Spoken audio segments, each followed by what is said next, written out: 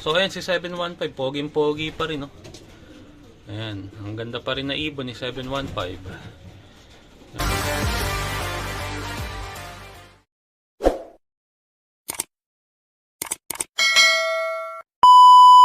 So ayun mga utol, magandang araw sa inyong lahat at welcome back dito sa loop natin. So ngayong hapon ay nagpalipad ako ng mga pang nerd natin. Bali kanina ko pa sila release kaninang 3:20. Ayan, at wala pa sila din, nasa dayuhan. Ang oras natin ngayon ay 3:38 na. Mag 20 minutes na silang lumilipad. So mainit.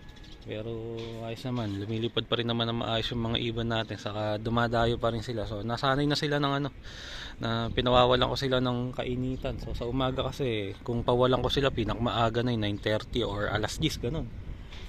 Kaya mainit na yun, kaya nasanay na yung mga ibon natin. Kaya ganito, pagka sa hapon naman, minsan 2:30, alas 3 or 3:30 kung pawalan ko sila, ayos naman, lumilipad pa rin na maayos yung mga ibon. At ayun nga, nasa dayuhan pa sila, maya maya nandyan na yun. Eto na, ayan na sila, ayan, sakto dumating. Ayan, maya maya pa sila bababa, lilipad pa yan. Ayan, hindi ko lang alam kung mag-iisang oras, tignan natin kung kakayanin nila isang oras. Bali 4:20, eksakto isang oras na silang lumilipad nun. Ang oras natin 3:39. Ayan, mukhang wala pa naman balak bumaba. So ayaan natin muna sila. Tapos mamaya isasabay natin yung mga pang south pagka malapit na sila bumaba. Pagka mga 20 to 15 minutes na lang silang lilipad, isasabay natin yung mga pang south para may makalaro pa sila. Ayan yung mga pang north natin. Bali 13 to. 13 north. Hindi ko na sinasabay si yung gwarpa, yung natin, yung ampon. Kasi tumitigas yung ulo. Common na sanay siya lagi naka-open loop dito. Nasanay kung saan bumababa yung natin, yung gwarpa na yun, yung loop visitor. Nadadamay tuloy ibang ibon natin. Kaya ang ginawa ko, hindi ko na muna siya sinasabay. Ayan. Kaya ayan, 13 na lang yung palipad natin. Lahat na lang ng young bird natin. Ayan, na pang north. So ayun, habang lumilipad yung mga ibon natin, ito, bigyan ko na rin kayo ng update dito sa loop. So ito, yun pa rin naman. Pasok tayo. Hindi pa rin namin ikakabit yung mga pinto ng aviary. Kasi hindi pa maasikaso, may trabaho pang ginagawa, mas kailangan unahin, mas kailangan tapusin nyo. Kaya ayan, waiting na lang muna dito sa loop natin. Total, naman na, hindi ko na hinabol dito yung mga pang north. Hindi na natin sila tuturuan din kasi mag-i-start na nga yung training ng BBC sa sa last week ng July. Kaya obligado na palakasin ko na yung mga ibon paliparin ko na kung sasanayin pa natin sila dito, mga 1-2 linggo pa natin sila tuturuan bago natin ulit mapalipad. So sayang yung panahon na yun, malaking bagay yung 1-2 linggo na yun para magpalakas ng mga pang north. So ayan nga, ngayon nga maganda na silang lumipad, malalakas naman na. Tutuusin, pwede ko na i-training kasi hindi ko pa pinupukol. Ayan. So ito, yung mga huling ginawa dito sa loop, yun nga, yung wall na shutter, kasi itong divider ng aviary. At bukod doon, ito pala yung flooring nung waiting area. Ayan, lagay ko na rin yung mga TNG. Tapos napinturahan ko na rin. Ayan, nalagyan na natin ng pinturang puti. At may flooring na rin nga. Kaya ayan, pwede nang tambayan to. Makakapwesto na dito. Ayan, gaya nga ngayon, nagpapalipad ako. Dito tayo nakapwesto, malilim. So ayan, pasukin natin yung loop. Ayan yung hallway natin. So mas okay na nga siya kasi may may wall na yung aviary natin. Ay, may pintura na rin yung divider. Ay na nga lang ang kulang, pinto na lang, 3 pinto ng aviary, tas yung mga perch na running perch, tas yun sa pinto ng main door. Tapos yung per section, ganun pa rin. Yung perch di pa rin natin nagagawa yung 2 section. Ito pa rin per section. Pero ayan, baka igaya ko na rin yung gamit ng 2 section na to para pagka after nung 3 pinto ng aviary, magawa na rin yung perch nung 2 section. Ayan. So yun na nga lang ang kulang, makukulangan na. Kaso hindi na natin ihahabol dito yung mga pang north. Doon na natin ilalaban yung mga pang north sa luman loop. Ayan. So yung mga ibon natin, ayan sila. Mukhang okay pa naman. 2, 4, 6, 8, 10, 12, 13, 13 kompleto pa rin. Ayan, nag-i-enjoy pa rin sila. Okay naman yung lipad nila. So ayun, dun muna tayo sa baba at bigyan ko kayo ng update dun sa mga ibon sa baba. So ayan, dito tayo sa mga ibon natin, sa mga stock bird breeder. So yung mga hen, nilipat natin din eh. Kasi yung mga kakdine nung nakaraan, pangit yung nagiging pesto nila pagka umuulan. Medyo naaanggihan kasi hindi pa nasasarahan to, kaya ayan, naglulusak yung mga ibon doon. Kaya ang ginawa ko, yung mga kak nilipat ko dito sa dating kulungan ng mga hen para mas okay sila dyan. At itong mga hen, nilipat ko na lang muna dito sa maliit na kulungan. Total, itong mga hen, mga ano naman yan eh. Mga tahimik yan, di kagaya ng mga barako. Walang ginawa kundi magliparan, magbarakuhan. Nagkakagulo. Itong mga hen, hindi. Kahit nasa maliit lang na kulungan, basta may tungtungan sila, okay na. Tahimik lang silang nakapeso sa mga bawat perch nila. So ayan nga, makikita nyo. Puno sila din eh, pero hindi sila nag-aaway-away. So ano lang sila, komportable lang, relax lang sila. Ayan, tas pala isang pang south ko, binaba ko. Ano yan, kapatid ni Maamo sa mother side, tas ang tatay niya, kapatid na buo ni Macbulit. So in-stock ko kasi pasaway. Mas gusto niyang tumambay kaysa rumonda, kaya binaba ko na, hindi ko na siya ilalaban ng south. Ayan yung mga hen natin. Tas ito si White Top, tas si Maamo ito. Ayan, magulang ng MacArthur ko. Tas ito yung mga young bird na breed ko na south, na summer. Ayan kay kuya to eh. Ayan, malalaki na Ayan yung mga huling young bird. Tapos dito sa mga barako, ito pakita ko sa inyo yung pesto nila. Hindi pa ako nakakapaglinis, hindi pa kasi talaga ayos yung pesto ng mga ibon natin. Gagawin pa kasi itong mga istakan na to. So ayan sila, yung mga stock bird natin na kak sila, ito na lahat.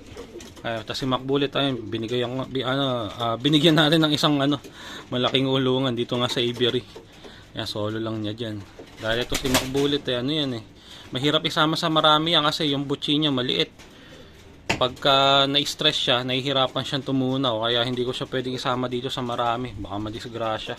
Dati kasi ganun nangyari sa kanya, nilagay ko siya sa istakan nabubuli siya, hindi siya makakain na maayos, nahihirapan tuloy tumunaw yung ibon, nai-stress, no-off. Ayan. So ito yung ibang ibon natin. Kasi 715, pakita ko sa inyo kasi may nag-PM sa akin, tinatanong kung kamusta sa 715. So ayan si 715, poging-pogi pa rin Ayan, ang ganda pa rin na ibon ni 715. Mukhang hindi siya 7 years old, mukhang hindi siya 7 years old. 2018 to Ayan. 18 ba or 19? 19 ata. Ayan. 6 to 7 years old yan si 715. Ayan yung mga ibon natin. Ayan si Macbulit pogi pa rin. Kaya mag-focus. Ayan. Ayan, tatay niya si White Top. So ayan yung update sa mga breeder. So balik tayo dyan sa mga ibon. At nakikita ko, parito-rito na lang sila lumilipad. Ang dilim dito sa istakan natin. Pag naayos to, mas okay na, mas maganda. Masasaraduhan na kasi yan paikot. Tapos dito na magiging peso ng mga breeder. Pero sa ngayon hindi pa. So sana bago mag-breeding ng summer, maayos na yung pesto para makapag-breed tayo na maayos. So ayan, balik na tayo sa taas. So ayan. At wala ulit yung mga ibon natin. Mukhang mga dumayo na naman. Andiyan na sila kanina, pero ayan, wala na naman. Mukhang dumayo ulit yung mga ibon. Ang oras natin ay 3:50 na. So kalahating oras na sila lumilipad. Ito may dalawa, kaso hindi atin to, Grisel Grisel saka isang checkered. So ayun nga, dumayo ulit yung mga ibon. Kanina andyan lang sila, bumalik na kanina ngayon wala na naman. So nag-i-enjoy pa rin silang lumipad. Kainitan, mag-aalas 4 na pero mainit pa rin. 4:20 eksakto, isang oras na silang lumilipad nun. Kaya ayun, oras na bababa sila. May ilang minuto pa, kalahating oras pa bago sila bumaba. So ayun, mukhang makakaisang oras naman sila kasi dumayo ulit yung mga ibon. So ayun, maya ulit babalikan ko kayo pagka dumating ulit yung mga ibon natin. So ayan mga utol, ito na yung mga ibon natin. Ayan, bumalik na sila. Ayan. Sila na yan sigurado. Bali ang oras natin ay eksakto alas 4. Ayan sila na nga yan Kaso mukhang mukhang may kasama silang hindi sa atin. 2, 4, 6, 8, 10, 12, 14 14 may kasamang isang piraso. Ayan, eksakto alas 4 dumating sila, 20 minutes na lang bababa na tong mga to. Ayan, dito na lang roronda ngayon yan. Kasi alam nilang malapit na silang bumaba eh. Ayan, may isang kasabay. Mukhang young bird eh, black chick. Di sa atin yan eh, may nagpaparonda pa doon. Ayan, nakita ng mga ibon natin kaya gumagawi doon. Ito mukhang hindi sa akin tong isa. Ay, hindi nga. Young bird, bata. Saka wala akong ganong kulay na black chick. Ayun na, nahuhuli. Hindi naman yan yung gwarpa kasi yung gwarpa andun, nakakulong. Ayun, lagyan natin ng bandera doon para mailang silang bumaba. Hindi nga sa atin yung black chick. Ayan, release natin yung mga pang south natin para may makakalaro yung mga pang north natin. Ayan, dahil gusto na rin bumaba oh. Yung kasabay nila umalis na. Oh. Ayan sila. Bali ilan na ngayon to? 22 lahat ng lumilipad kasama yung south, north and south na yan.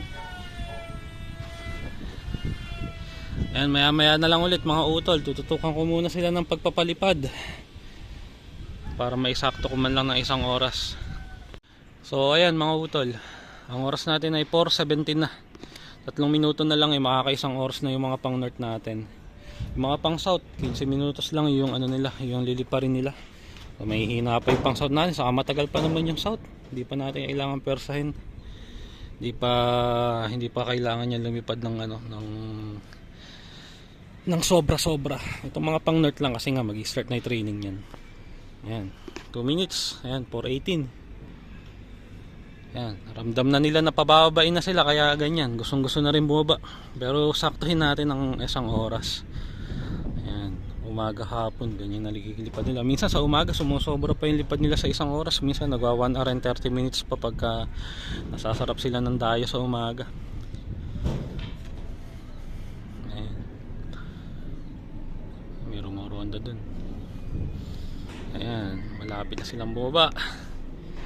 So gagaya ko na yung kailangan ng mga ibon natin. Yung mga pang south kasi sanay yan na pagbaba may pagkain na sa loob ng loob. Ganda din may mga pang north. Pero ano, ang mga pang north kasi minomonitor ko yung kain nila. Yung pang south natin tinatansya ko lang yung patoka nila eh, takal pa. Pero yung mga pang north natin, ano yan, dinadagdagan ko yung patoka nila.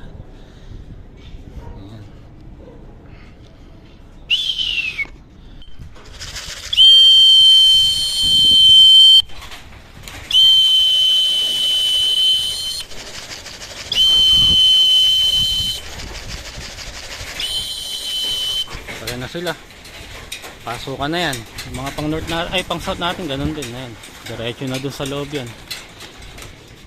Ayan, so ayan, nasa loob na yung mga pang north. Yung mga pang south naman natin ay ganun din, meron na lang naiwan sa labas na ilang piraso. Ayan, papasok na rin naman na yun, masok na ata. Ayan, ngal-ngal sila oh. Ayun nga, yung mga pang south kasi natin eh mahihina pa, kaya pagdating sa rondahan eh hirap talaga silang sumabay. 15 minutos lang lumipad yan, pero ayan no, ngal-ngal. Pero okay lang yan, lalakas din yung mga yan. Yung mga pang north natin eh yun, parang wala lang sa kanila yan. So doon na tayo sa mga pang north. So ayan, tapos na kumain uminom yung mga ibon natin, nagpapahinga na sila.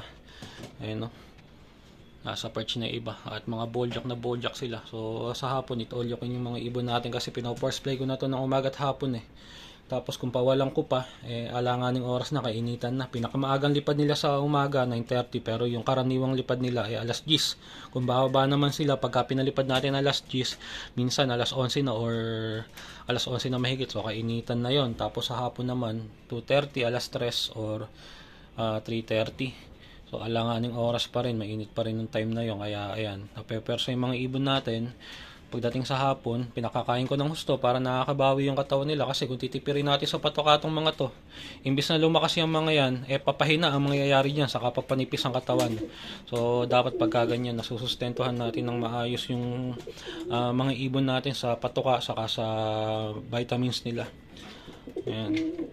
So sa nakikita ko, okay naman yung mga ibon, magaganda naman katawan, malalakas naman. So kaya nga iniisip ko na mag-training na sa Friday, bala ko magpukul na.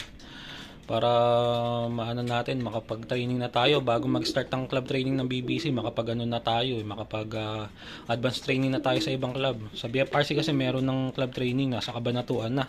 So balak kong ihabol ng training to doon.